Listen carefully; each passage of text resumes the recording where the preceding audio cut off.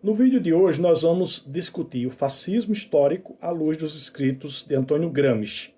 Primeiro, quem era Antônio Gramsci? Gramsci nasceu na Sardenha, região sul da Itália, uma região agrária. Depois, na juventude, ele vem estudar em Turim já no norte industrializado. Participa do movimento operário intensamente, chamado Biênio Vermelho, entre 19 e 20, 1921, ocupações de fábricas, a constituição de conselhos operários nas fábricas. O Gramsci, ele era o militante orgânico, o intelectual orgânico, daquilo que ele chamava de classe subalterna. O Gramsci, primeiro, ele se filiou ao Partido Socialista Italiano. E depois ele rompe com o Partido Socialista Italiano e a partir de 1921 ele é um dos fundadores do Partido Comunista Italiano. A obra de Gramsci no Brasil ela é traduzida pela editora da Civilização Brasileira. Nós temos os escritos políticos, que são textos pré-carcerários, textos que o Gramsci escreveu antes de 1926, basicamente ali muitos textos entre 1920 e 1922, e tem os Cadernos do Cárcere, que é a obra que ele escreveu na prisão, que aqui no Brasil saiu traduzido por Carlos Nelson Coutinho em 6 volumes. Não dá, nesse vídeo, para não ficar longo, para a gente discutir a análise que Gramsci fazia sobre o fascismo a partir dos Cadernos do Cárcere. Hoje nós vamos priorizar os escritos políticos que o Gramsci escreveu antes do fascismo surgir e chegar ao poder. Portanto, começar com um pouquinho de história, que é sempre importante a gente compreender um pouco esse contexto político de a Itália entre 1919 e 1922. Como diz o historiador Gilberto Calil, os regimes fascistas, eles emergiram, mas eles foram se constituindo num processo histórico, tanto italiano como o alemão, que tem etapas. O Calil coloca, por exemplo, a primeira etapa é a obtenção de resultados eleitorais expressivos. Segunda etapa é a chegada deles ao poder. Terceira etapa é o fechamento do regime, quando vão fechando a democracia liberal burguesa, que é uma forma de dominação política de classe, para dar um golpe de Estado e trazer um outro regime de dominação burguesa, que é a ditadura fascista.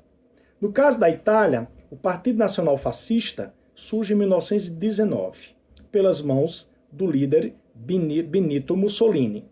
O principal êxito eleitoral deles, em 1921, nas eleições parlamentares, eles elegem 35 dos 535 deputados. E vão se juntar a um outro bloco, vão compor um outro bloco conservador no parlamento italiano, que vai formar 105 deputados.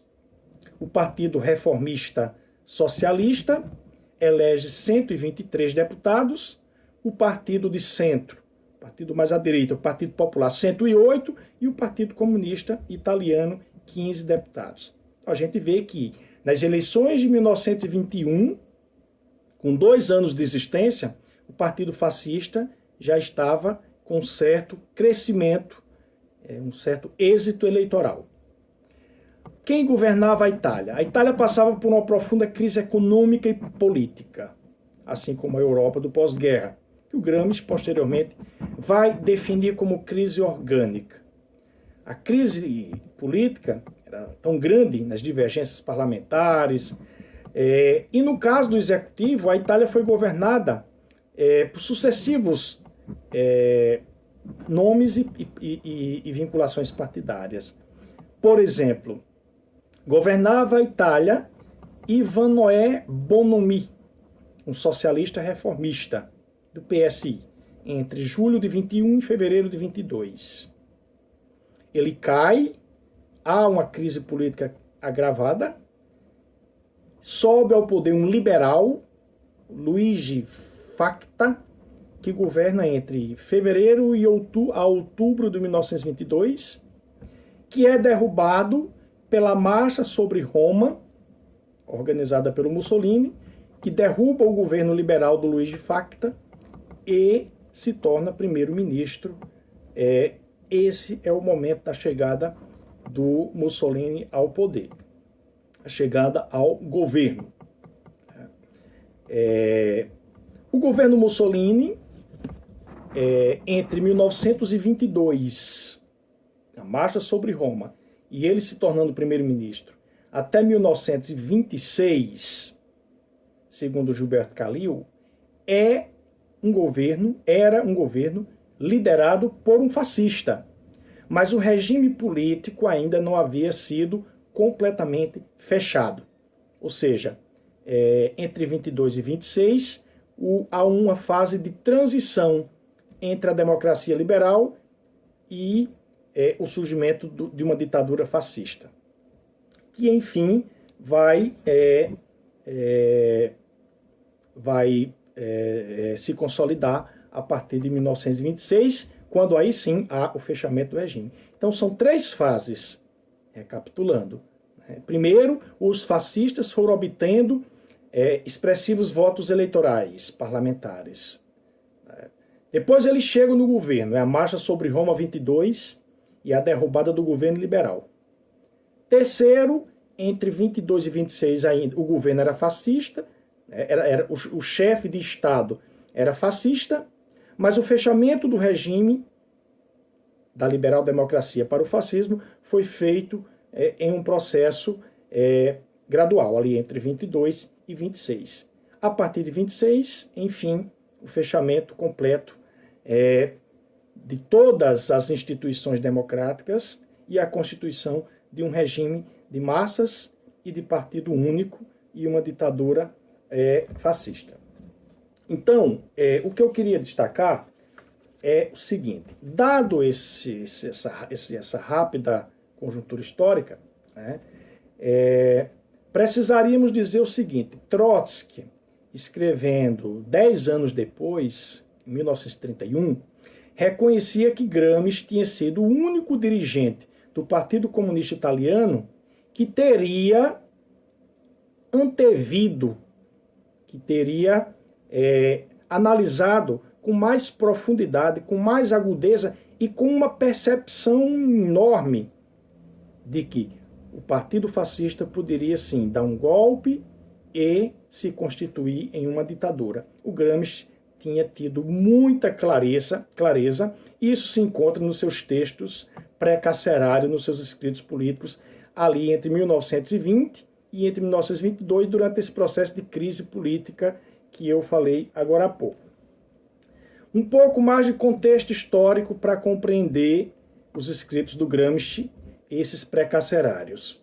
Primeira Guerra Mundial é que vai deixar a Europa como um todo numa profunda crise política, econômica, social. O Gramsci já dizia que essa crise não era só uma crise de um governo, mas era a crise de um regime, era a crise de um mundo. A perda da legitimidade das instituições de um Estado liberal. Já falamos também disso quando falamos da Clara Zetkin, quer dizer, a crise do liberalismo. A crise do liberalismo, a crise econômica e política ao mesmo tempo, liberalismo econômico e liberalismo político, né?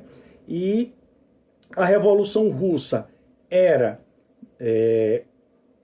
o grande momento, o grande acontecimento, referência para as revoluções no mundo todo, do ponto de vista do proletariado. O Biênio Vermelho na Itália, 1919 e 1920. O Pacto de Roma, precisamos dizer o que era isso. Os socialistas reformistas fizeram um pacto com os fascistas, uma espécie de pacto de não agressão, de não enfrentamento entre eles. E o recém-criado Partido Comunista Italiano em 1921. Entre 21 e 22, há um avanço grande dos fascistas italianos. Tanto eles vão crescendo eleitoralmente, como eles vão crescendo nas ações violentas, as expedições punitivas de milícias fascistas contra camponeses e operários e as suas instituições da classe trabalhadora. Portanto, os escritos pré-carcerários de Gramsci são produzidos neste contexto.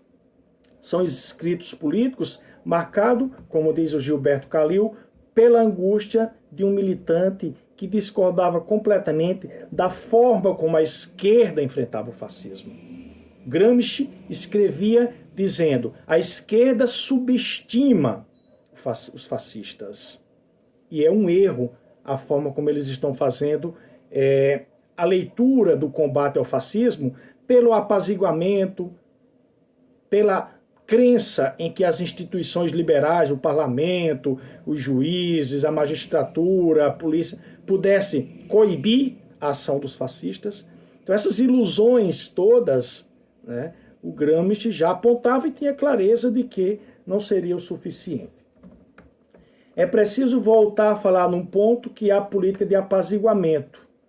O Gramsci vai dizer que o Partido Socialista Italiano, na qual ele foi militante e discordava completamente, com essa política de apaziguamento, o pacto de Roma feito entre socialistas e fascistas, né, para ele isso permitiu que os fascistas tenham não só subsistido, como conquistado mais força. Né? O Gramsci, segundo Gilberto Calil,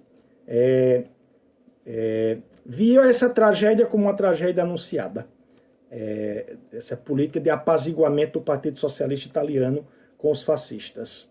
Para ele, isso era uma tragédia anunciada porque o Partido Comunista não teria força suficiente para impedir sozinho o avanço do fascismo naquele momento, sem levar em consideração leituras também um pouco equivocadas do comunismo internacional e da Terceira Internacional, quando criava aquela teoria de que a social-democracia e o fascismo era a mesma coisa.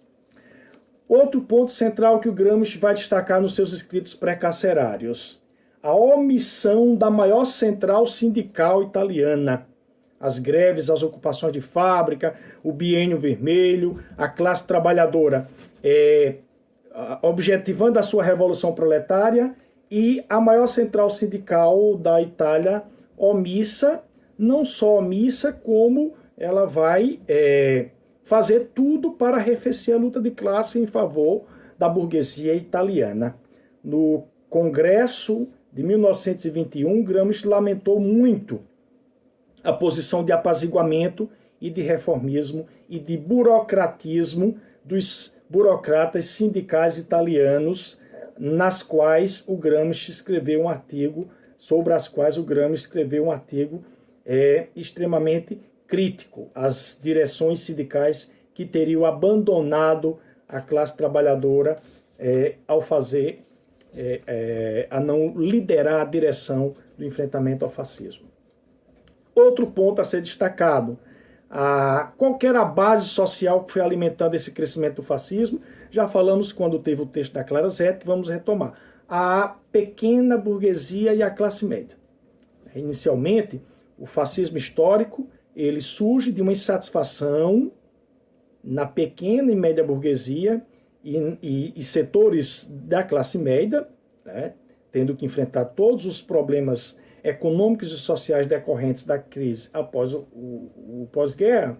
Só que essa pequena burguesia, segundo o Calil coloca, ela era uma classe muito de uma situação identitária muito ambígua, muito contraditória, porque eram pequenos agricultores, pequenos comerciantes e pequenos artesãos, que ao mesmo tempo eles eram proprietários dos seus meios de produção. Portanto, eles, nesse sentido, se identificavam um pouco com a grande burguesia, mas eles também eram trabalhadores, porque, além deles terem assalariados lá no seu pequeno comércio, na sua pequena loja, na sua pequena propriedade, mas eles também tinham que trabalhar. Eles também eram força de trabalho. Eles não podiam viver apenas de explorar a mais-valia dos trabalhadores assalariados.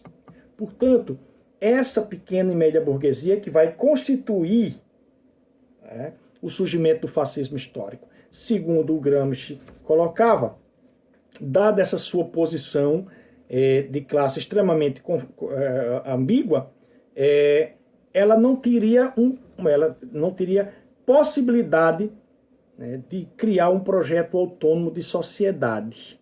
Se ela não tinha possibilidade de criar um projeto autônomo de sociedade, que representasse a pequena burguesia, ela ficava sempre oscilando e atrelada às duas classes fundamentais do capitalismo. Acima, a burguesia, embaixo, o proletariado. Bom, o fascismo, ele começa com a pequena burguesia e seus movimentos de rua, antidemocrático, antiparlamentar, anticomunista, mas aos poucos essas manifestações vão tendo o apoio da grande burguesia. Nós vamos chegar lá. Em janeiro de 1921, Gramsci observou as manifestações de rua, liderada pela pequena burguesia e pela classe média reacionária. Ele escreveu um artigo intitulado O Povo dos Macacos. Aspas, eu vou ler aqui. Depois de ter corrompido e arruinado a instituição parlamentar, a pequena burguesia corrompe e ruína as demais instituições. Os sustentáculos fundamentais do Estado, o Exército, a Polícia, a Magistratura, a corrupção e ruína realizadas a fundo perdido, sem nenhuma finalidade precisa. A única finalidade precisa deveria ser a criação de um novo Estado. Mas o povo dos macacos se caracteriza precisamente pela incapacidade orgânica de criar para si uma lei, de fundar um Estado. Esse é o texto em que ele está mostrando como a pequena burguesia ela não tinha capacidade para criar um Estado e um regime político próprio. Um artigo escrito antes da Marcha sobre Roma, Gramsci via uma pequena burguesia impotente e cada vez mais subordinada ao grande capital. Essa pequena burguesia que foi às ruas. Ele diz o seguinte: a pequena burguesia, mesmo sua última encarnação política, que é o fascismo, revelou definitivamente sua verdadeira natureza de serva do capitalismo e da propriedade agrária, de agente da contra-revolução. Mas revelou também que é fundamentalmente incapaz de desempenhar qualquer tarefa histórica. O povo dos macacos enche as crônicas, não faz história, deixa traços nos jornais, não oferece material para livros. A pequena burguesia, depois de ter arruinado o parlamento, está arruinando o Estado burguês. Ela substitui em escala cada vez maior a autoridade da lei pela violência privada. Exerce, e não pode agir de outro modo, essa violência de modo caótico, brutal, e faz com que se ergam contra o Estado, contra o capitalismo, segmentos cada vez mais amplos da população. Fecha as aspas, é um artigo do Gramsci falando sobre a pequena burguesia. Um outro ponto importante nesses escritos pré-carcerários do Gramsci, para compreender como o fascismo histórico emerge e se constitui enquanto regime político, é a cumplicidade do Estado liberal, né? A cumplicidade das instituições democráticas liberais. Cumplicidade e omissão, porque tinha essas milícias fascistas estavam promovendo terror, incêndios, tiroteios, rajada de metralhadoras, milhares de assassinatos, e as instituições burguesas, os juízes, o judiciário, a polícia, a magistratura, enfim, o próprio parlamento, enfim, as instituições da democracia liberal, elas eram omissas e cúmplices nesse sentido. Por isso, Gramsci não acreditava que o fascismo seria derrotado por essas instituições da democracia burguesa italiana. Para Gramsci seria ingenuidade confiar no Estado liberal, e ele escreveu sobre a violência legal e extralegal contra o conjunto da classe trabalhadora, um artigo intitulado Golpe de Estado, também em 1921. Todos esses artigos de Gramsci antes da Marcha sobre Roma, antes de Mussolini se tornar primeiro-ministro. Gramsci escreveu: os fascistas só puderam realizar suas atividades porque dezenas de milhares de funcionários do Estado, em particular dos organismos de segurança pública, delegados de polícia, guardas régias, carabineiros e da magistratura, tornaram-se seus cúmplices morais e materiais. Estes funcionários sabem que a manutenção de sua impunidade e o êxito de suas carreiras estão estreitamente ligadas aos destinos da organização fascista. E por isso têm todo interesse em apoiar o fascismo em qualquer tentativa que este faça no sentido de consolidar sua posição política. Num outro artigo de 1921, intitulado O Sustentáculo do Estado, o Gramsci diz o seguinte, aspas, se o governo deixa que a Constituição seja impunemente violada, se permite a formação no país de bandos armados, isso significa apenas uma coisa, que o governo responsável pelo soberano violou o juramento de fidelidade à Constituição. Significa apenas que está sendo preparado por parte dos organismos estatais que se agrupam no Poder Executivo um golpe de Estado. Significa apenas que já vivemos na Itália o ambiente do qual decorre necessariamente o golpe de Estado. Gramsci estava sendo extremamente premonitório, antevendo com análise de profundidade aquilo que depois vai se constituir como realidade. Tudo isso ele escrevendo antes da marcha sobre Roma e antes de Mussolini se tornar primeiro-ministro. Bom, se o fascismo e as manifestações fascistas e as milícias fascistas tinham uma base social na pequena burguesia e na classe média, como a grande burguesia italiana, como o grande capital vai se realizar com esse regime político de ditadura, do terror e da violência que era o fascismo? Bom, no início, a burguesia italiana ela tinha criado um regime político de dominação burguesa que era a democracia liberal. E a mesma burguesia que criou o regime político da democracia liberal, essa mesma burguesia vai ajudar a derrubar o regime político que ela mesma criou. É a burguesia que cria o regime liberal-democrático, é a grande burguesia que vai ajudar a enterrar esse mesmo regime, a liberal-democracia. Quando? Como? Em que condições? E aí é onde entra o comportamento da grande burguesia. Porque no início, o fascismo confronta a democracia burguesa, que é o regime político comandado pela grande burguesia. Só que Gramsci analisava a particularidade da burguesia italiana. A burguesia italiana não era uma burguesia francesa, uma burguesia que tinha feito uma revolução burguesa clássica. A burguesia italiana tinha feito uma revolução burguesa, que ele vai chamar depois de revolução passiva, fazendo uma revolução-restauração, se aliando com setores da velha ordem. Portanto, essa burguesia é uma burguesia frágil, reacionária e autocrática que jamais teria constituído ou permitido a constituição de uma democracia liberal burguesa clássica. Tá?